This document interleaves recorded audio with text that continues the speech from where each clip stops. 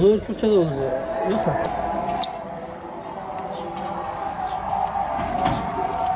Aylarca suyu göremiyoruz.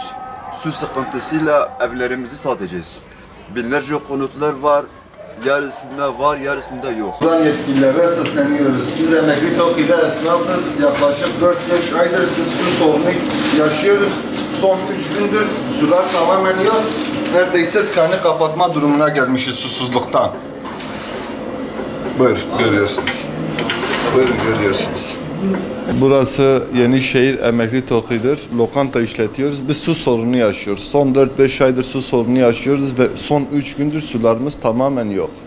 Ve biz bu su sorunumuzu camilerde, marketlerde gideriyoruz. Böyle olursa biz bu işi yapamayız, kapatıp gideriz. Durumumu muhtara ilettik. Muhtar da dedi ben belirli yerlere iletiyorum ama bir sonuç vermiyor bize yani. Böyle talebimiz su sorununun gidermesidir. Burası Batman Kardelen Mahallesi'dir. Ben Beyazkent'te oturuyorum.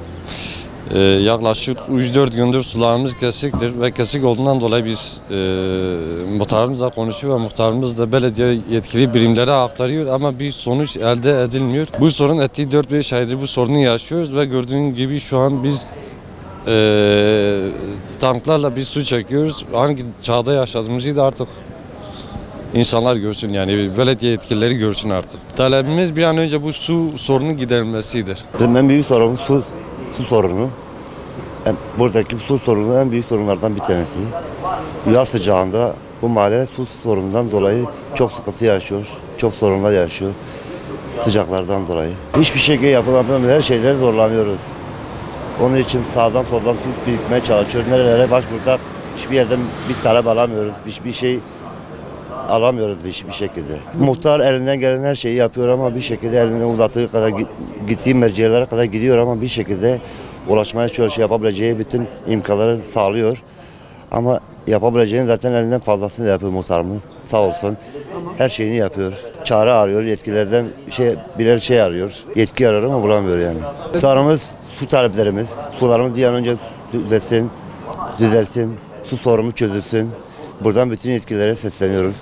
Su olayını bir süre öncesinde çözülsün diye. Öncelikle hoş geldiniz. Şimdi Kardelen Mahallesi sakinleri olarak aşağı yukarı 3 seneden beri buralar yerleşim alanı olarak faaliyete açıldı. Şu an gelen her yeni yapılan binada o şekilde her hane başına normalde bir binada 100'e yakın aile gelip oturacak. Ki bu da bizim açımızdan bir şey oluyor. Diyeceksiniz ki niye? Çünkü her gelen bir bina sakin yerleşim alanında ona göre sularımız kesiliyor. Yani ortalama zaten şu anda 3-4 günde bir, 2 saatten su geliyor. Ondan sonra tekrar kesiliyor. Bulaşıklarımızı yıkamıyoruz, kendi banyo yapamıyoruz. Şu gördüğünüz site koskoca 100'e yakın daire var burada. Bunlar da işte diyoruz yani 3 günde bir su geliyor. Bahçe aşağı kuruyor. Banyosuz kalıyoruz.